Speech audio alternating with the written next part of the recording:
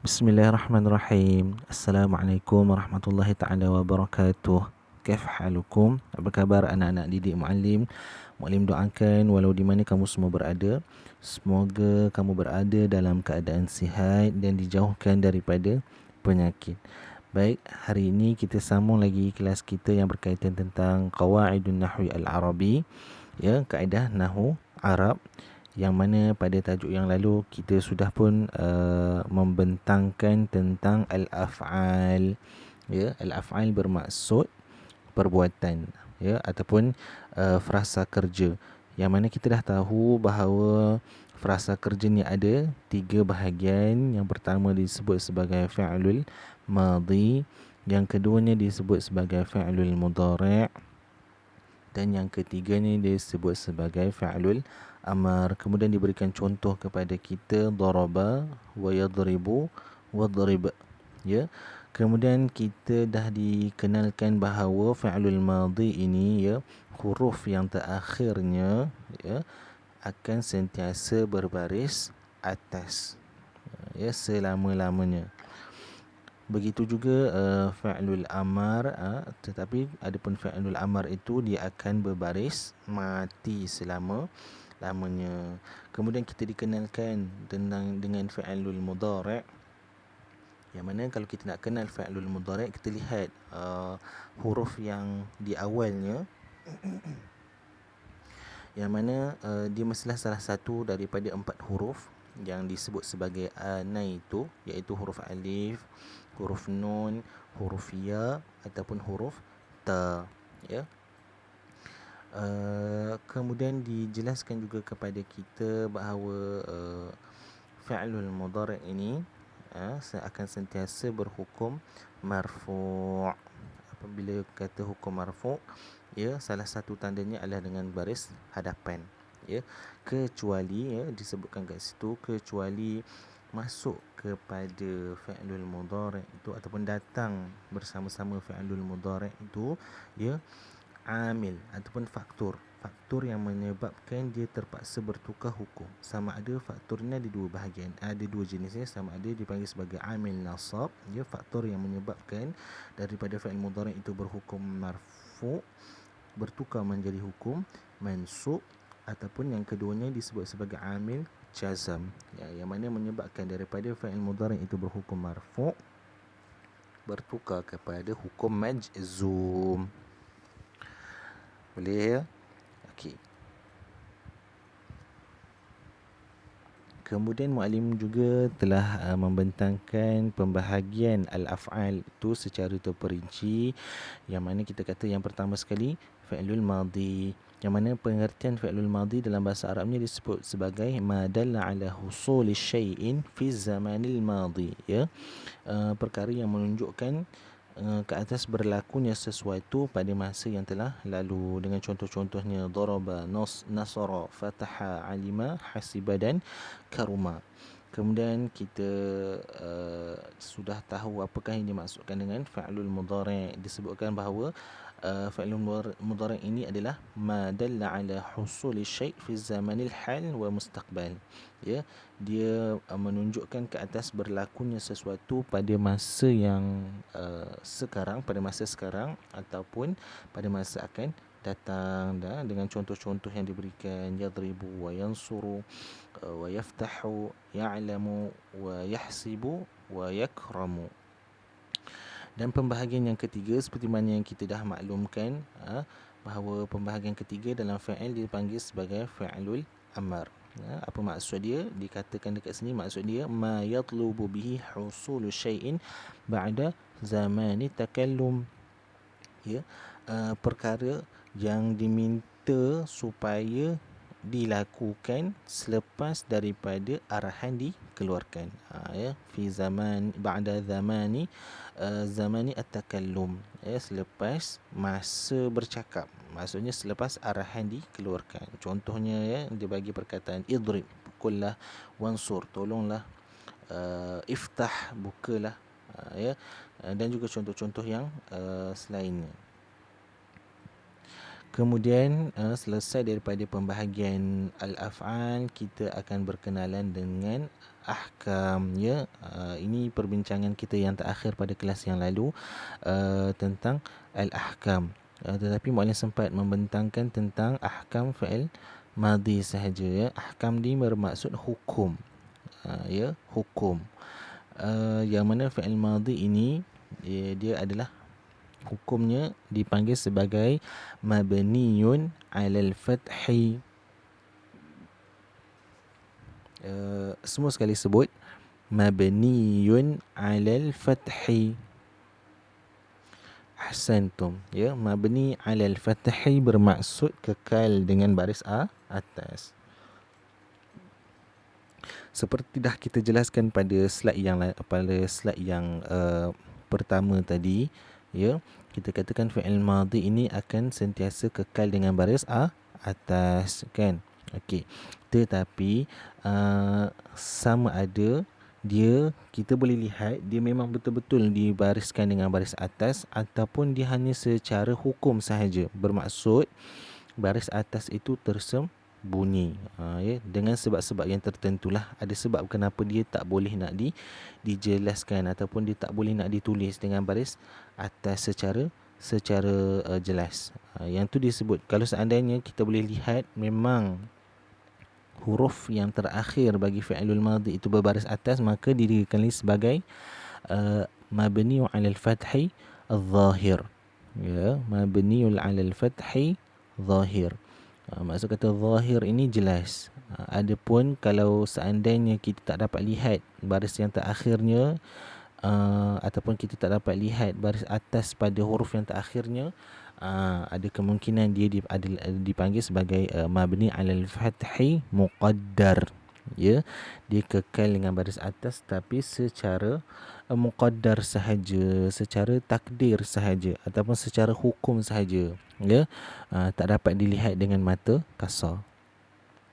Contohnya diberikan dekat situ, dia kata fa mithalul fathi adh-dhahir akrama wa qaddama wa safarat, ya. Dia kata bagi contoh untuk fi'il madhi yang baris hujungnya jelas, zahir, ya, adalah perkataan akrama, ya. Memang kita nampak jelas, ya, huruf yang terakhir bagi perkataan akrama iaitu huruf mim berbaris atas. Ahsantum. Dan apa pula baris untuk perkataan qaddama, juga baris atas, kita boleh nampak. Dan juga perkataan safarat, jangan terkeliru, safarat walaupun huruf yang terakhirnya adalah huruf ta, ya, tapi sebenarnya huruf ta itu datang untuk memberi makna bahawa perbuatan tersebut, fi'il yang yang telah berlaku ini adalah fi'il untuk perempuan, ya. Bermaksud fi'il ni dilakukan oleh orang perempuan. Jadi dia tambah dekat situ huruf ta yang berbaris sukun. Adapun perkataan asalnya ataupun fi'il asalnya adalah perkataan safara, ya, safara. Jadi huruf yang terakhir yang sebenarnya adalah huruf ra. Dan kalau kita lihat huruf ra itu juga berbaris atas. Jelas kita nampak dia ditanda dengan baris atas. Maka ni disebut sebagai mabni 'alal fathi zahir, ya. Kemudian ada pun contoh bagi fathil muqaddar, ya, yang mana baris atas pada huruf yang terakhirnya tak dapat kita lihat. Ada sebab-sebab yang tertentu, ataupun ada jenis-jenisnya yang tertentu. Yang pertamanya lita'adzur, ya, disebabkan oleh keuzuran. Kenapa uzur, ya? Kenapa lemah, ya? Disebabkan huruf yang terakhirnya adalah daripada huruf illah, ya. Apa itu huruf illah? Huruf illah adalah alif, waw dan juga ya. Kita lihat contohnya perkataan da'a, ya. Apakah huruf yang terakhir bagi perkataan da'a? Huruf alif. Maka huruf alif itu dipanggil sebagai huruf illah, maka dia tidak boleh diletakkan dengan baris atas. Ya, sebab itulah dipanggil sebagai jenisnya ataupun sebabnya adalah kerana lita'adzur. Ya, kalau contohlah soalan bertanya, kenapakah perkataan da'a ataupun perkataan sa'a, ya, mabni 'alal fathi muqaddar, kenapa? Lita'adzur, disebabkan kelemahan huruf yang terakhirnya. Kemudian kita ada sebab yang kedua, ya, lil munasabah, ya, kerana sesuai dengan situasi perkataan tersebut. Ya, contohnya perkataan katabu dan juga sa'idu, yang asalnya perkataan ini adalah kataba dan sa'ida. Ya, kenapa jadi katabu? Disebabkan penambahan huruf waw dan juga alif, ataupun nak diberikan makna yang lain kepada perkataan kataba. Kataba menunjukkan perbuatan itu dilakukan oleh seorang. Kataba bermaksud dia telah melakukan. Adapun perkataan katabu bermaksud mereka, ramai orang yang telah melakukan ataupun telah menulis. Ya. Maka bila kita nak menceritakan perkataan tersebut telah dilakukan oleh ramai orang, maka kita tambahkan pada perkataan ataupun kepada fi'il tersebut huruf waw dan juga alif. Maka huruf waw itu baris yang bersesuaian dengan dia, ataupun kalau seandainya kita datangkan huruf waw, ya, huruf yang sebelum huruf waw itu, ya, sesuainya kita tandakan dengan baris dhammah ataupun baris hadapan. Ya, sebab itulah daripada perkataan kataba, bila bersambung dengan huruf waw dan juga alif, ya, huruf yang terakhirnya perlu kita gantikan dengan baris hadapan. Jadi huruf ba tu daripada huruf fathah ataupun daripada baris atas digantikan kepada baris hadapan. Sebab itulah kita sebut katabu, sa'idu. Ya. Ni kerana apa? Lil munasabah. Adapun yang ketiganya disebut sebagai lidaf'il karahah, untuk mengelak salah fahamnya. Contohnya perkataan katabta, fahimna, ya. Kalau seandainya kita sebut katabata, ya, katabata, ta di situ membawa maksud kamu. Ya, kalau kita kata katabta, dia bermaksud kamu yang telah menulis. Tetapi bila kita sebut katabata, kataba tadi kita kata apa? Dia, kan, dia telah menulis. Kita tambah ta pula lagi dekat hujung dia. Jadi dia akan jadi apa maknanya? Dia telah menulis kamu. Kan lain maknanya dengan makna yang kita sebutkan tadi, iaitu kamu telah menulis dengan dia telah menulis kamu. Kan lain makna. Kan, jadi untuk mengelakkan daripada berlaku salah faham daripada maknanya, maka ba tersebut, ya, perlulah ditanda dengan tanda sukun, iaitu tanda mati. Ini berkaitan tentang hukum bagi fi'il madhi, ya, sama ada secara zahir ataupun secara muqaddar. Ya, dan ada pun secara muqaddar kita kata ada 3 sebab, sama ada li ta'adzur ataupun lil munasabah ataupun li daf'il karahah. Boleh faham? Baik, Muallim teruskan. Baik, hari ini kelas kita hari ini adalah berkaitan tentang hukum fi'il mudhari', dan selepas ini kita akan berkenalan tentang hukum fi'il amar. Baik. Wa hukmul mudhari'i annahu mu'rabun wa mabniyun. Adapun hukum bagi fi'il mudhari' ada 2. Yang pertamanya namanya mu'rabun. Bila kata mu'rabun, bermaksud baris bagi fi'il mudhari' tersebut, ya, baris hujungnya boleh bertukar, boleh bertukar. Yang keduanya dipanggil sebagai mabniyun. Ya, bila kata mabni maksudnya kekal, maksudnya hukum fi'il mudhari' bagi perkataan ataupun hukum bagi fi'il mudhari' tersebut kekal. Bila kata kekal, baris hujungnya tidak boleh ditukar. Ya, jadi ada 2 jenis hukum pada fi'il mudhari'. Baik. Kemudian disebutkan wa yakunu mu'raban idza lam yattasil bihi nunut taukid au nunun niswah. Dia kata akan menjadi fi'il mudhari' ini akan menjadi mu'rab.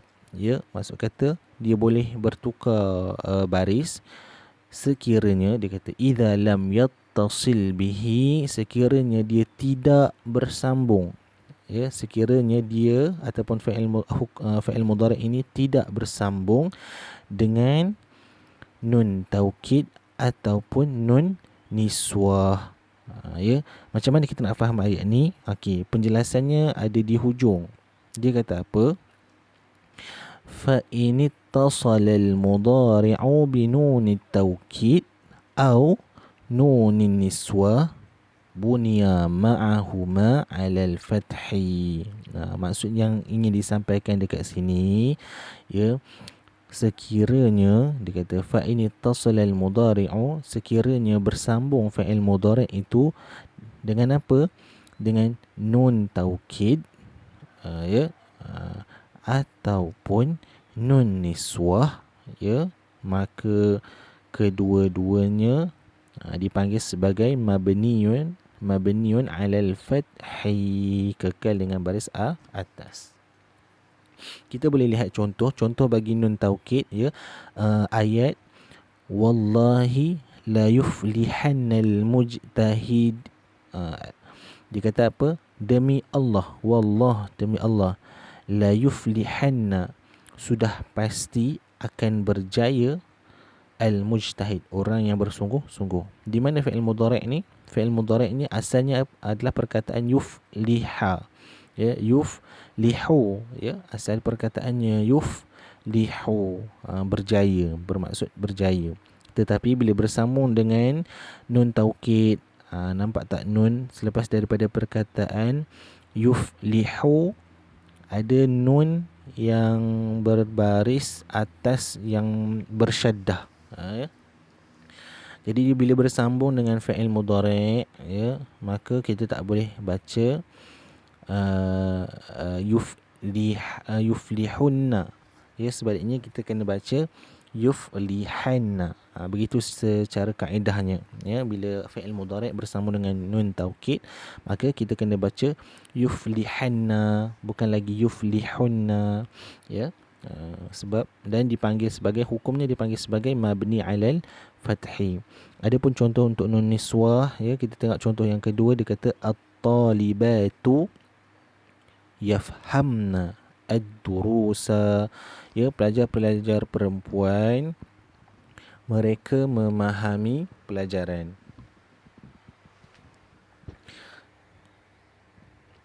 Di mana fa'il di sini? Fa'il di sini adalah perkataan yafhamna, ya. Asalnya yafhamu, tetapi disebabkan ingin menceritakan tentang perempuan, ramai perempuan yang melakukan perbuatan ni, maka perlu diletakkan nun niswah, ya, nun yang berbaris atas tu. Jadi perkataan yafhamu bila bersambung dengan nun niswah, nun yang kita baca na tu, maka tak boleh lagi kita baca yafhamuna, tak boleh. Kita kena baca yafhamna. Dan hukumnya dipanggil sebagai apa? Mabniun 'alal fathi. Semua sekali sebut mabniun 'alal fathi. Ahsan tu. Baik. Kita sambung balik penerangan yang di atas, ya. Kita baca apa? Wahwa marfu'un ma lam yadkhul alaihi nasibun aw jazimun. Tadi kita dah bincangkan bahawa fa'il mudhari' ini kalau sambung dengan nun niswah ataupun nun taukid, maka dia tak dipanggil sebagai mu'rab. Sebaliknya hukumnya adalah mabni. Sekarang bagaimana kalau seandainya kita nak kata hukumnya mu'rab, ataupun bila mana hukum fi'il mudhari' akan jadi mu'rab? Okey. Sekiranya yang pertama tadi, kalau seandainya dia tak bersambung dengan nun taukid ataupun nun niswah. Sekarang dikatakan wahwa marfu'un, dan hukumnya adalah hukum marfu'un, ya, yang kita sebutkan hukum bagi fi'il mudhari' adalah hukum marfu', ma lam yadkhul alaihi nasibun au jazimun, selagi mana tak datang bersama-sama dengan fi'il mudhari' itu ya amil nasab ataupun amil jazam. Ya. Contohnya, contoh yang fi'il mudhari' yang tidak ada amil nasab ataupun tidak ada amil jazam, contohnya perkataan ataupun ayat yang dibagikan di situ. Yafhamu Muhammadu ad-darsa. Ya, Muhammad memahami pelajaran. Dan contoh kalau seandainya masuk amil nasab, ya, contohnya dia kata fa in dakhala alaihi nasibun nasabahu, sekiranya masuk ke atasnya amil nasab maka hukumnya akan menjadi mansub. Nasabahu maksudnya hukumnya bertukar menjadi mansub. Contohnya dia kata lan.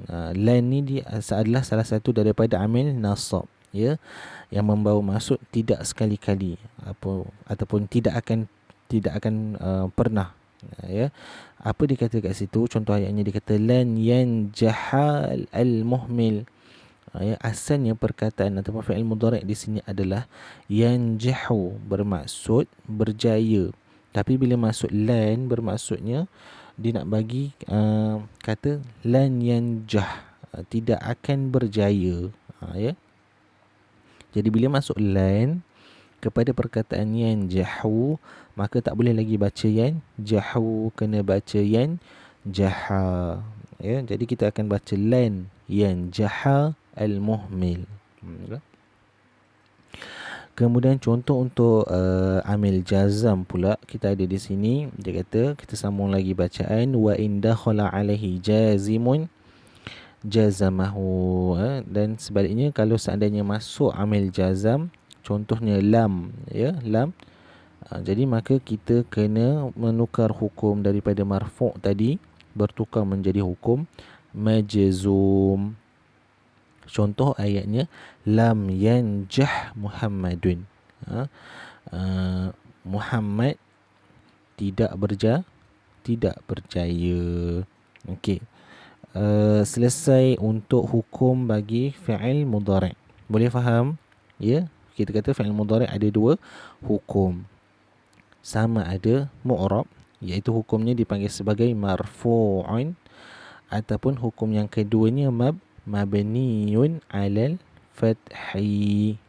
Ya, seandainya dia bersama dengan nun taukid ataupun nun niswah. Ya. Baik. Kemudian kita akan berkenalan pula dengan hukum bagi fi'il amar. Wa hukmul amri dikatakan dekat situ annahu mabniun ala ma yujzamu bihi mudhari'uh. Ya. Hukum bagi fi'il amar ini adalah bahawasanya dia mabniun ala ma yujzamu bihi mudhari'uh. Ya, dia kekal, tetapi kekal dengan apa yang menyebabkan fi'il mudhari' dia berhukum majzum. Ya, bermakna fi'il mudhari' ketika mana dia fi'il mudhari', ya, ada beberapa tanda yang menunjukkan bahawa fi'il mudhari' di situ berhukum majzum. Ya, bila mana tanda tersebut menyebabkan fi'il mudhari' berhukum majzum, maka daripada tanda tersebut diambil untuk hukum bagi fi'il amar. Ya, tanda majzum bagi fi'il mudhari' diambil sebagai hukum mabni bagi fi'il amar. Baik, mari kita lihat contoh. Baik. Yang pertama disebutkan dekat sini, dikata fa in kana mudhari'uhu sahihal akhiri wa yujzamu bisukuni kana al-amru mabniyan 'ala sukun. Dia kata yang pertama, dia kata kalau seandainya fa'il mudhari', ini syarat yang pertama ataupun sebab yang pertama. Kalau seandainya fa'il mudhari' itu huruf yang terakhirnya adalah huruf yang sahih. Apa itu huruf yang sahih? Huruf yang sahih bermaksud bukan huruf illah selain daripada alif waw ya. Huruf apa-apa tapi selain daripada alif waw ya, wa yujzamu bisukun, ya, dan ditandakan ataupun hurufnya majzum dengan baris mati. Kan al-amru mabniyan ala sukun, maka kalau seandainya dia jadi fi'il amar, ya, fi'il amar dia akan mabni ala sukun, akan kekal dengan baris sukun. Adapun sukun ini, ya, dia nak jelaskan di situ lagi. Dia kata wasukunu imma zahir au wa imma muqaddar. Sukun ni pun boleh juga sama ada secara jelas ataupun secara tersembunyi muqaddar. Mari kita lihat contohnya. Dia kata, baik, fasukunu zahir lahu mawdi'ain, ya, bagi sukun yang zahir, ya, ada dua tempat. Yang pertamanya bagi an yakuna sahihal akhiri wa lam yattasil bihi syai'. Apa maksud dekat situ? Dia kata yang pertamanya mestilah huruf yang terakhirnya adalah huruf yang sahih, ya, bukan huruf illah, dan tidak bersambung dengan apa-apa huruf selepas dia. Contoh perkataan uktub, ya. Apakah huruf yang terakhirnya? Huruf ba. Jadi huruf ba ni bukan huruf alif, bukan huruf waw, bukan huruf ya, maka dia adalah huruf sahih. Kemudian ada tak bersambung dengan apa-apa huruf selainnya? Tidak ada. Macam tadi, adakah bersambung dengan waw dan alif? Tidak. Ya. Jadi akan dibaca dengan uktub. Huruf ba itu akan disukunkan. Begitu juga perkataan idrib, ya. Dan keduanya, jenis yang kedua daripada fi'il amar yang sukun secara zahir, ya, adalah an tattasila bihi nun niswah. Kalau seandainya bersambung dengan nun niswah. Contohnya uktubna, ya, uktubna. Kalau kita lihat huruf ba pada perkataan uktub masih kekal dengan baris sukun, mabniun ala sukun. Begitu juga idrib. Okey. Ini untuk bahagian yang pertama ataupun jenis yang pertama, iaitu mabni ala sukun secara zahir. Kemudian wasukunul muqaddar, sukun secara tidak nampak ataupun secara muqaddar sahaja, falahu mawdi'un wahid. Dia kata hanya ada pada satu tempat. Wa huwa an yattasila bihi nun taukid khafifatan aw thaqilatan. Okey, iaitu apabila dia bersambung. Dia kata wa huwa an yattasila bihi, apabila dia bersambung nun taukid, ya, dengan nun taukid, sama ada khafifatan, sama ada nun taukid tu nun taukid yang nipis, ataupun thaqilatan, ya, ataupun nun taukid yang tebal. Contohnya perkataan uktuban, ya, uktuban. Uktuban, kalau kita tengok nun taukid di sini adalah nun taukid yang nipis, khafifah. Macam mana kita tahu? Sebabnya dia tidak bersyaddah, bahkan dia berbaris sukun, ya. Tetapi huruf ba di situ masih dibaca dengan baris atas, uktuban. Jadi dia tetap mabni alal fathi, mabni ala sukun, tetapi sukun yang muqaddar.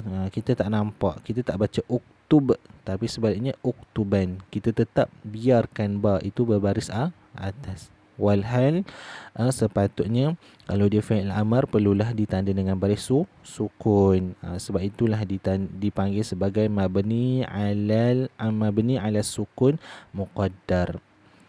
Begitu juga perkataan idribanna. Ini fi'il amar yang mana bersambung dengan nun taukid yang thaqilah, ya, dia ada syaddah. Idriban, idribanna, ya, sama juga, ya. Hukumnya mabni ala sukun muqaddar. Kita tak boleh sukunkan di situ, kena biarkan dia dengan baris atas. Baik, ini yang pertama berkaitan dengan mabni ala sukun. Adapun okey, lihat yang kedua, dia kata wa in kana mudhari'uhu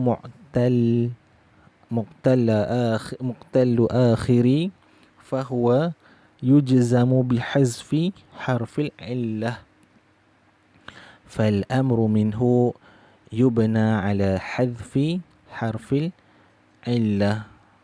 Okey, apa maksud dia?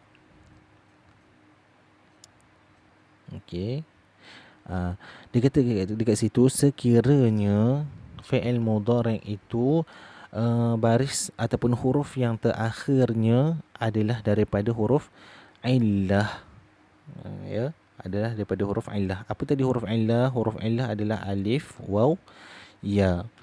Maka apa yang berlaku kepada fi'il mudhari' ini? Fahuwa yujzamu bihadfi harfil illah. Maka fi'il mudhari' itu akan berhukum majzum dengan dibuang huruf illah pada fi'il mudhari' tersebut. Maka ketika mana amar, fal amru minhu, maka ketika dia menjadi fi'il amar, yubna ala hadfi harfil illah, maka dia pun sama juga akan dibuang huruf illahnya. Contoh perkataan ud'u, ya, ud'u asalnya, kalau seandainya dia dalam fi'il mudhari', selepas daripada huruf ain tu ada huruf waw, ya, tetapi ketika mana hukum majzum, waw itu perlu dibuang. Begitu juga ketika mana dalam fi'il amar, ya, waw tersebut perlulah dibuang. Maka kita akan sebut apa? Apakah hukum di sini ud'u ataupun perkataan is'a ataupun irda? Ya, hukumnya adalah mabni ala hadfi harfil illah, bukan lagi mabni ala sukun, tapi sebaliknya mabni ala hadfi harfil illah. Okey, ni yang bahagian jenis yang kedua daripada hukum fi'il amar. Adapun yang ketiga, yang terakhir sekali adalah dikatakan wa in kana mudhari'uhu min al-af'alil khamsah, ya, sekiranya fi'il mudhari' itu daripada jenis af'al al-khamsah, fi'il yang lima, fahuwa yujzamu bihadfin nun, maka dia dimajzumkan dengan dibuang huruf nun pada perkataan tersebut, ya, ataupun nun yang terakhir pada perkataan tersebut dibuang. Begitu jugalah amar, dia kata fal amru minhu yubna ala hadfin nun, maka ketika mana fi'il amar juga mabni disebut sebagai mabni ala hadfi an-nun, kekal dengan dibuang huruf nun. Contohnya perkataan uktuba, asalnya ketika mana dia fi'il mudhari' kita baca yaktubani, ada nun di hujungnya. Tetapi bila mana dia jadi fi'il amar ataupun ketika mana dia berhukum majzum, nunnya perlu dibuang, tinggallah uktuba. Begitu juga perkataan uktubu, asal fi'il mudhari'nya adalah yaktubuna, ya, yaktubuna, ada nun di hujungnya. Jadi bila mana dia berhukum majzum, nun tersebut perlu dibuang, maka tinggallah uktubu, ya. Begitu juga uktubi, asalnya perkataannya taktubina, tapi bila jadi fi'il amar yang mana berhukum majzum, maka nun yang perlu dibuang, maka jadilah uktubi. Baik. Itu sahaja penerangan untuk hari ini, untuk kelas hari ini, berkaitan tentang hukum bagi 3 fi'il tersebut. Fi'il madhi, fi'il mudhari' dan juga fi'il amar. Sekian sahaja daripada Muallim. Muallim doakan semoga kamu diberikan kefahaman. Kalau seandainya tidak faham, boleh tanya kepada Muallim melalui WhatsApp.